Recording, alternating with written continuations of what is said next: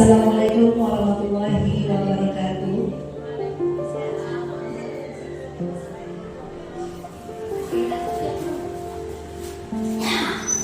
Alhamdulillah, alhamdulillah. Oke Bapak Ibu, pada kesempatan kali ini, sebelum kita masuk kepada pendalaman apa itu Tuyul BK, sekarang saya mengenali secara umum terlebih dahulu 7 jurus BK hebat. 7 jurus BK hebat itu ada 7 jurus.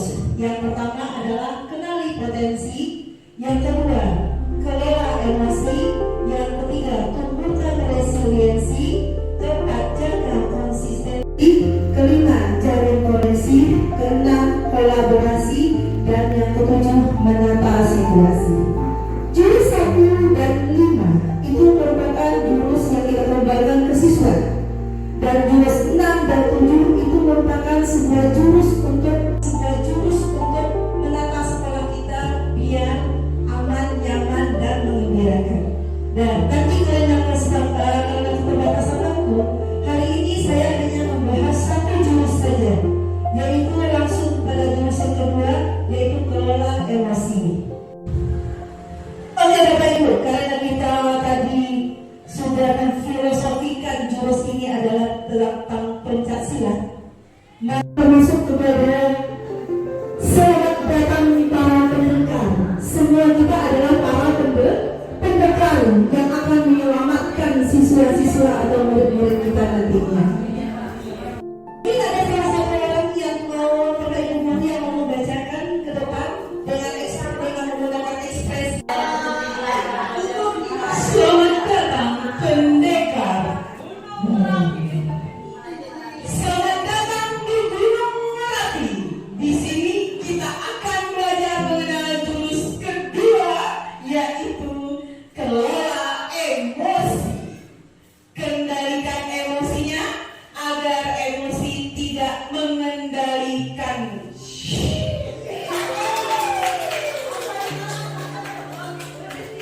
Terima kasih atas Kristina dengan semangat.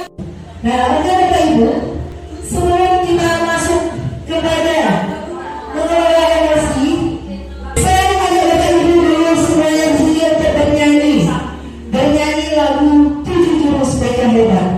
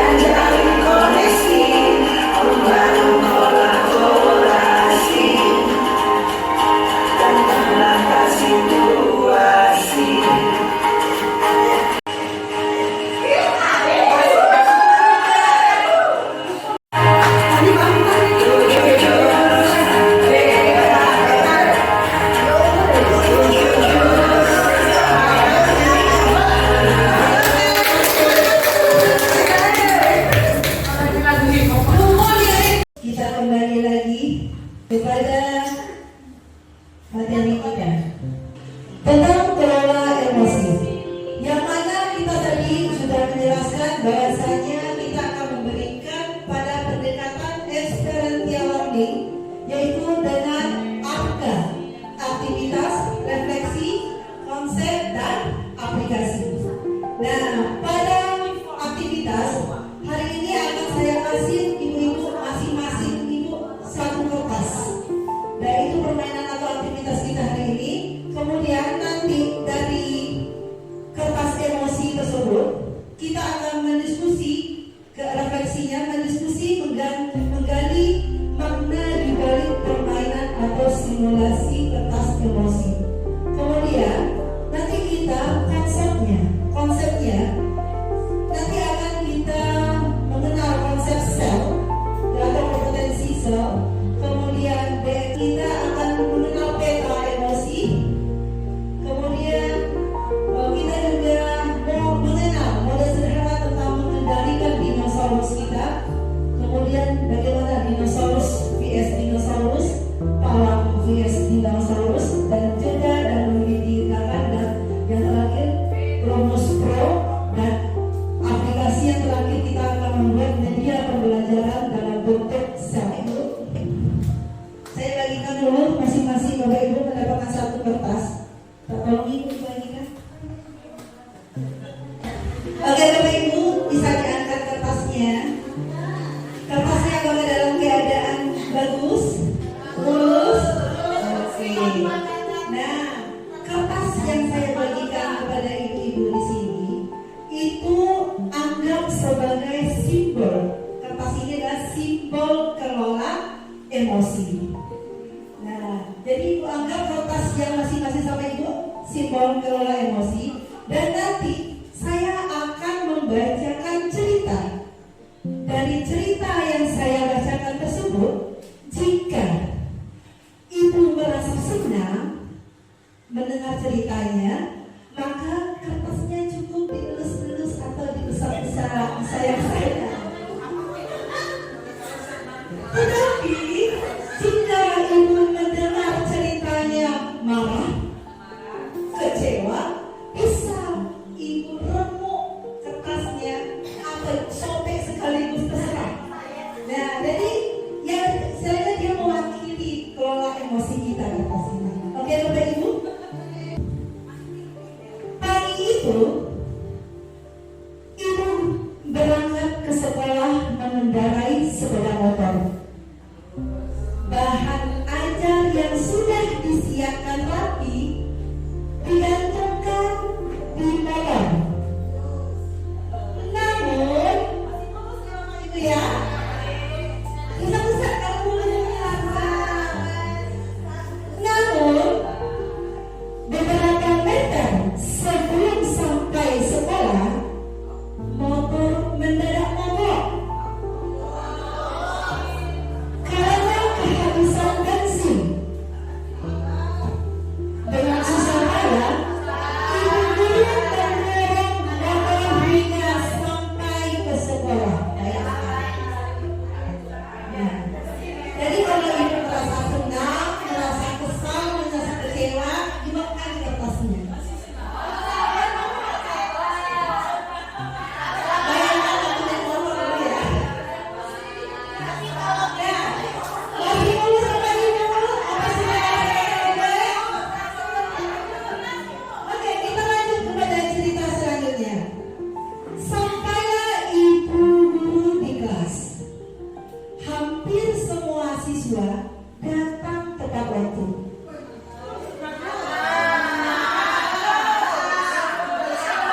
Namun sebelum sempat suasana stabil, Andi masuk terlambat.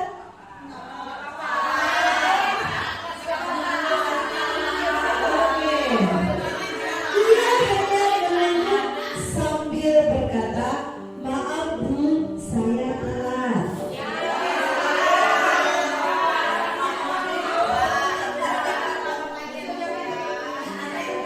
Cerita selanjutnya, pembelajaran pun dimulai.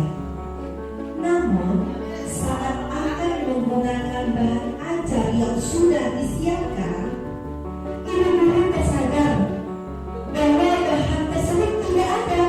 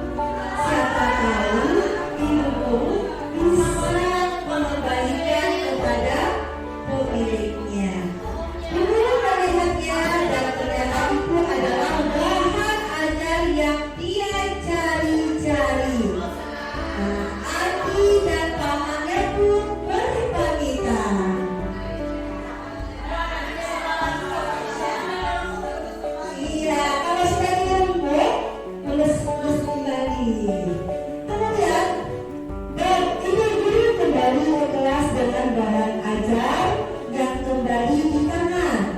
Ibu guru melanjutkan pelajaran dengan semangat menggunakan bahan yang telah disiapkan. Pelajaran pun berjalan dengan penuh kegembiraan. Bagaimana kita berefleksi sekarang? Coba diangkat kertasnya. Adakah yang remuk atau dengan sobek? Kayaknya memang mantap ya ibu guru ya. Semuanya masih dalam keadaan lurus. Kertasnya dalam keadaan lurus. Apakah Bapak Ibu? Apakah Bapak Ibu menyesal terhadap kertasnya seperti itu? Tidak, ayo. Kenapa Bapak Ibu tidak menyesal? Bisa dijelaskan? Ayo Ibu kita dulu. Kenapa Bapak Ibu sampai kertasnya masih mulus begitu? Ya, karena emosi tadi kan ya kita mau buru-buru pagi, banyak bocor di dalam pulang sampai sekolah gitu kan. Kemudian kenapa masih mulus yang lainnya? Karena memang sudah dijalani Bu. Karena ada siswa yang tidur, ya udah kita biarin aja, mungkin ada alasan yang baik itu setelah pembelajaran selesai, baru kita tanya apa itu masalahnya atau apa. Kalau misalkan nggak bisa dibangunin, ya udah kita tinggal aja di ruang kelas kalau sudah jam habis jam pelajaran. Iya. Ya seperti kayak gitu. Ya, oke. Bapak ada ibu guru yang lain, siapa yang mau bisa menafsirkan atau merefleksi kenapa kertasnya masih seperti atau ada pengalaman mungkin atau gimana Bu Leni? Baik, bismillahirrahmanirrahim. Assalamualaikum warahmatullahi wabarakatuh. Baik, mendengar kisah tadi ya, sebenarnya kalau ini kan dari awalnya semangat, habis itu sedikit kepancing emosi. Kalau kita kembali ke situasi normal ya, pasti emosi kan. Kemudian nanti ada penyesalan, arahnya ke sana. Cuman yang pertama tadi itu dia jalan, kemudian motornya rusak, bensin. Jujur saya masih mulus karena memang saya nggak merasakan situasi seperti itu. Saya nggak pernah bawa motor, nggak tahu gimana bawa dorong. Kalau saya naik gojek yang motor, saya pesan gojek lagi. Iya, jadi dan terkadang kalau kita melihat, kalau lihat, ini kita bahas jujur aja ya, terkadang ada di antara kita. Ini maaf, pada umumnya kalau kita perhatikan, kalau nggak masuk, lebih tinggi. Kita tadi ya maaf. Jadi kalau saya yang pertama itu saya merasakan bagaimana. Kemudian dalam sama pelajaran, mungkin kalau dulu kita emosi, setelah pengalaman kita belajar survei karena sering mendapatkan anak tidur di kelas. Di awal-awal dulu mungkin kadang gimana, cuma kita punya kewajiban membangunkan itu harus 1 kali 2 kali mungkin untuk agar kita tidak berkerumun sama anak dibangunkan karena dia itu di sekolah di kelas gitu kan. Ya tapi kita bisa kasih solusi, kasih ke kamar mandi cuci bukanya atau di rumah sarapan dihidupkan, karena tidak masalah. Artinya di sini kalau saya kita cari tahu dulu kenapa dia seperti itu. Kalau kita menilai situasi, kadang kan kita hanya melihat apa yang tampak, langsung menjudge sesuatu apa yang tampak, tidak tahu dulu apa sebenarnya yang terjadi, tidak mencari tahu sebenarnya, tidak kita langsung emosi seperti itu. Makanya menurut saya, pendapat saya tentang cerita ini, apapun yang terjadi setelah itu kita cari tahu dulu kebenarannya. Jangan menjudge sesuatu yang hanya tampak seperti itu. Kalau sudah takut nanti tadi, kenapa kalau sempat tadi marah-marah, artinya akan menyesal setelah itu. Nah, menyesal itu langsung dirikan. Itu dapat saya sampaikan. Terima kasih. Assalamualaikum warahmatullahi wabarakatuh. Oke, terima kasih untuk Bu Leni dari awal untuk Bu Leni. Yang disampaikan Bu Leni tadi adalah benar. Kita tadi kalau seandainya kertas itu sudah terlanjur kita remuk, kita sobek, nah kita anggap kertas itu adalah siswa. Nah setelah kita tahu ceritanya apa yang akan terjadi, gitu kan? Kemudian bagaimana sikap kita? Nah seandainya itu siswa, bagaimana sikap kita terhadap siswa? Kalau seandainya itu adalah siswa, siapa yang bisa memberikan sebuah argumen. Siapa yang bisa andaikan kertas itu adalah siswa yang sudah terlanjur rokok atau bahkan sobek, bagaimana sikap kita yang sudah terlanjur seperti ini? Ya, mungkin Ibu Baby bisa atau boleh Ustaz? Ya boleh. Baik, sedikit gambar dari saya, mungkin kelanjutan ya. Kalau menurut saya, kalau sudah terlanjur ya, Andi, misalnya dari bidang kita, ini kan kita itu kan siswa ya, yang tempat kita meluapkan emosi kita. Kita kan bisa juga meluapkan Andi, ini kan pembelajaran. Yang pertama itu penyesalan, yang pasti ya. Kemudian pasti kita ada rasa malu ya. Gimana bersikap sama si Andi? Kalau kita cuekkan saja, ini tidak termasuk dalam spirit mendidik ya. Mau tak mau ya kita harus meminta maaf. Tidak ada salahnya guru meminta maaf kepada siswa kalau memang itu kesalahan kita gitu. Yang pertama itu memang kita malu ya, menyesal dan malu. Nah makanya sebelum kita malu di kemudian, maka tadi alangkah baiknya iya saat terlambat atau tidur ditanya dulu penyebabnya. Jangan langsung macam-macam ya sudah biar segala macam. Karena kalau kenyataannya tidak mungkin kita tidak minta maaf. Itu bukan berarti kita bagi satu pendidik gitu ya. Kita bagaimanapun harus minta maaf karena kesalahan itu bukan sesuatu yang disengaja seperti si Andi. Terima kasih. Oke, terima kasih banyak. Betul sekali apa yang diulang-ulangi. Kita anggap siswa, atas itu adalah siswa kita. Yang harus kita bersikap, kita selain dari kita meminta maaf, kita juga harus bersikap bersimpati atau berempati, dan kita juga harus melakukan pendekatan disiplin yang positif kepada siswa kita. Kemudian kita, yang terpenting adalah kita cari tahu dulu akar masalahnya. Makanya walaupun pada zaman sekarang anak-anak kita ini memang banyaklah ide-idenya yang luar biasa yang muncul supaya dia itu lepas dari dia tidak nak marah sama guru, kewajiban. Tetapi bagaimanapun kita di situ harus mengelola emosi kita. Nah, dengan cara mencari tahu terlebih dahulu akar masalahnya supaya di belakangan tidak menyesal. Kenapa? Karena kertas yang sudah robek, kalau kita elus-elus kembali, dia masih tetap membekas. Kita bayangkan itu adalah seorang siswa yang betapa gimana terpukulnya dia mendapat perlakuan dari seorang guru.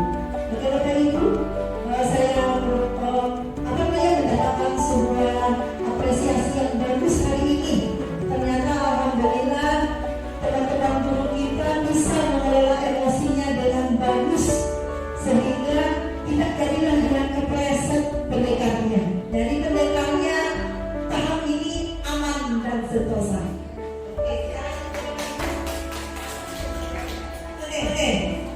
Setelah kita merefleksi, maka di sini tentu kita menggali konsepnya. Nah, terutama sekarang ini kita adalah yang pertama kita mengenali peta emosi. Nah, Bapak Ibu, kita harus mengenal peta emosi yang ada pada siswa kita. Pada umumnya, peta emosi itu ada 6, yaitu ada emosi senang, emosi marah, emosi cemas, kemudian bahkan emosi berbaca, ada yang kecewa dan lain sebagainya. Kita harus memiliki keterampilan dalam mengelola emosi menghadapi siswa kita. Karena konsep memang antara konsep dengan kenyataan memang sering kita banyak tidak sinkron yang terjadi. Tetapi setidak-tidaknya kita di sini berusaha karena zaman dulu dengan zaman sekarang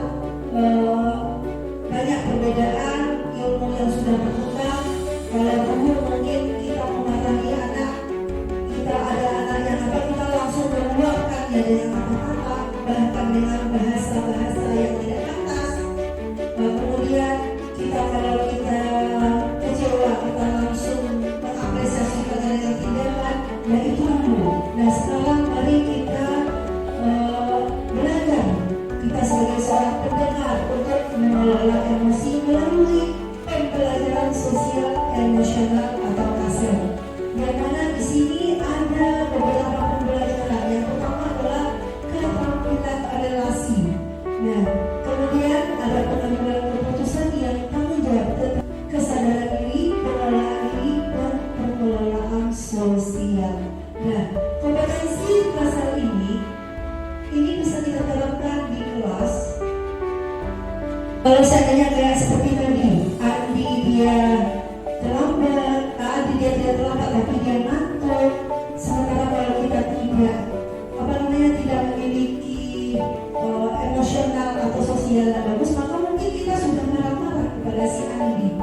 Nah, maka di sini kita mengenal lapisan otak kita. Lapisan otak kita itu ada 3. Kita harus kenali dan kita harus kendali. Adalah lapisan otak neokortex, yaitu adalah lapisan intelijensinya yang bagian paling luar.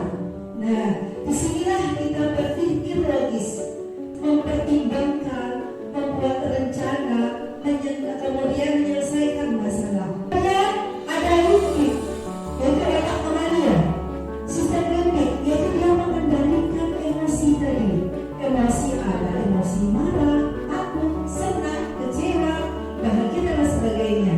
Nah, di situ limbik yang mengendalikan emosi tersebut.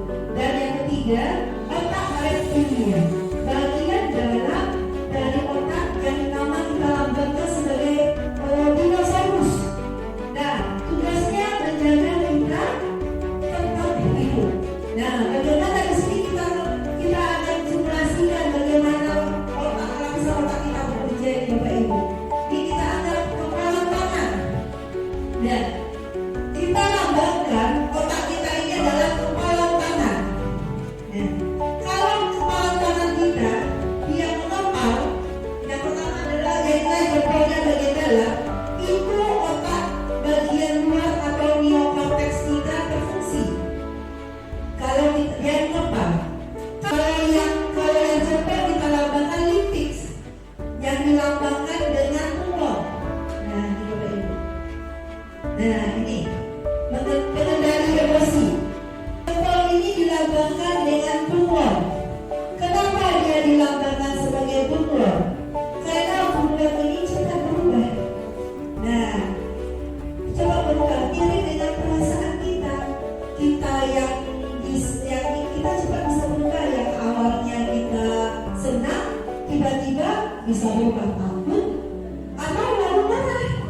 Nah, makanya dilambangkan sebagai bunglon. Di otak kita bagian limbik inilah yang mengatur emosi. Nah, yang mengatur emosi. Kalau neokortex tadi dia yang berpikir logis. Kalau limbik adalah mengatur emosi. Nah, saat tangan kita terbuka seperti yang ada di gambar atau yang ada di gambar itu terbuka begini. Nah, jempol yang mewakili limbik ini menunjukkan emosi yang sedang memunculkan atau mengambil alih kendali. Nah, contoh, misalnya kita tersinggung. Nah, takut atau senang, artinya bunglon kita sedang tampil di depan. Jika pawang tidak segera hadir, pawang ini bunglon ya. Jika pawang tidak segera hadir, maka meledaklah emosi, maka segera ditutup. Nah, biar emosi tadi tidak meledak. Ini kita amalkan. Nah, kalau begini posisinya, kita dengan tenang. Kalau sudah begini, ini limbik yang masih memimpin di sini. Dan kalau dia tidak segera kita ambil posisinya, emosi tadi meledak, maka segera ditutup. Yang otak dinosaurus kalau terbuka semuanya, berarti ini adalah otak dinosaurus kita. Kita lambangkan dengan dinosaurus. Kalau sudah terbuka semuanya, maka dinosaurus terbangun, marah. Iya, kita langsung reaktif. Nah, otomatis beraksi pilihannya hanya ada 2 ini. Maju atau mundur, melawan atau hindar. Bagaimana supaya dia bisa bisa tertutup lagi, gunakan pawang, yaitu bengong, karena dia akan menutup secara otomatis, dia dimatikan. Dan saya ada video ya Bapak Ibu ya. Ini bagaimana perbedaan antara seseorang yang emosi ketemu dengan emosi atau otak dinosaurusnya sama-sama terbuka dengan otak dinosaurus dengan pawang atau bengongnya. Oke.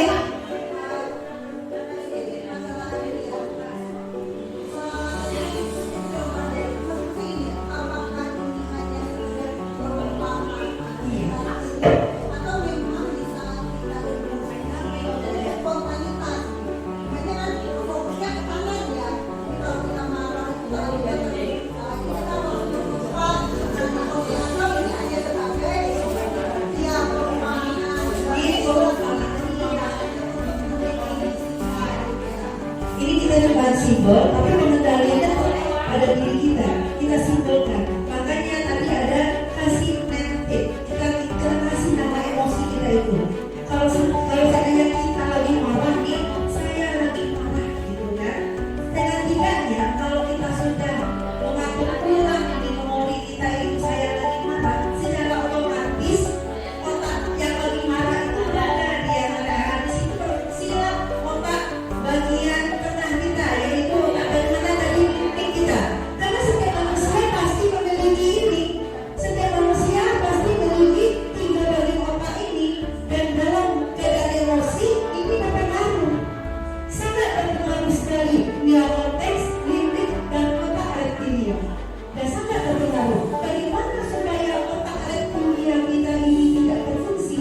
Ini akan berpengaruh dari sistem limbik kita, dan kalau sistem limbik kita berfungsi, maka neokorteks kita secara otomatis juga berfungsi. Nah, kalau kita reptilia kita saja yang kita dominankan, limbik kita tidak kita kemukakan, maka kita tidak akan pernah bisa mengelola emosi kita. Nah, makanya dilambangkan dengan tangan tadi supaya kita bisa langsung gimana menyangka atau paham lagi tadi. Nah, ini ada sebuah video ya Bapak Ibu ya.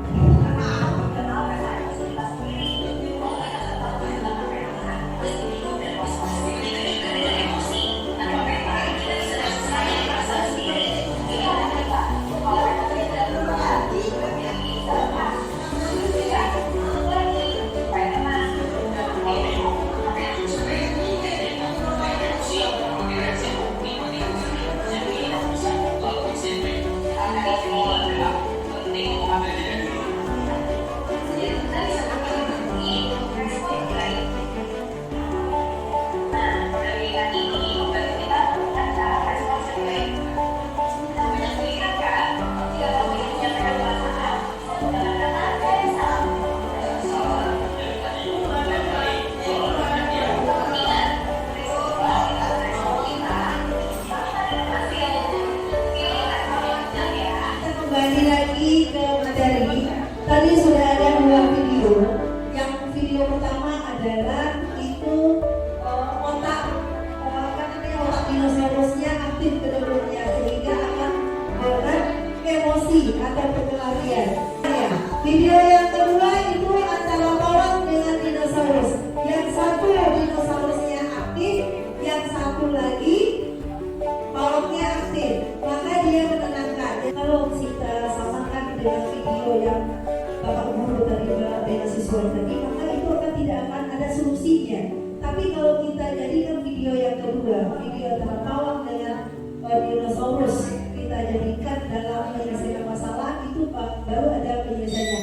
Maka di situ Bapak Ibu, apabila itu ada terjadi, itu ada responsibel atau jeda dalam memilih tindakan.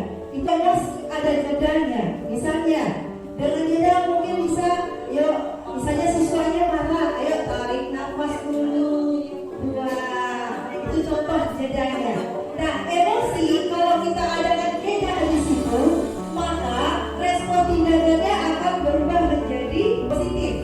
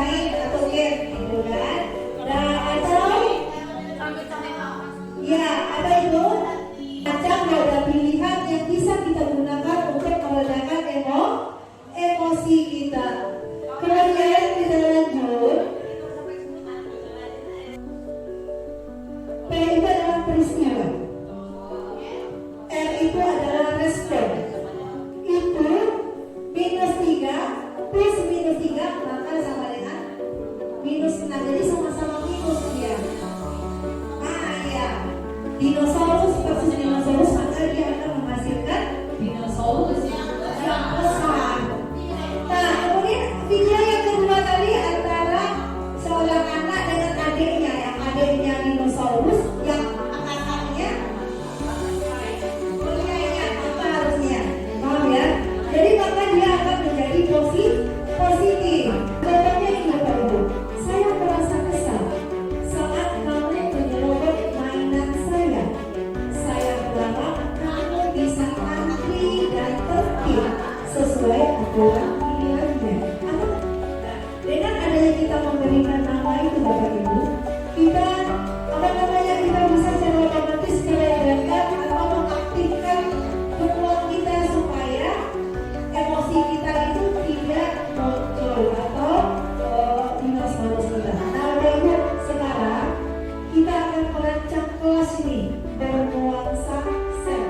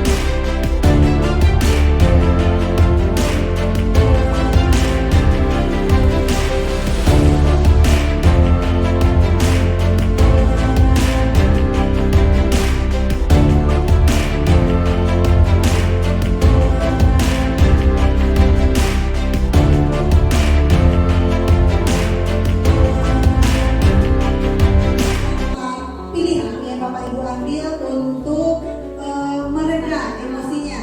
Jadi tadi pertama tuh jika memang misalnya seperti hati sebenarnya apa? Kalau saling memaafkan bicara dari hati ke hati.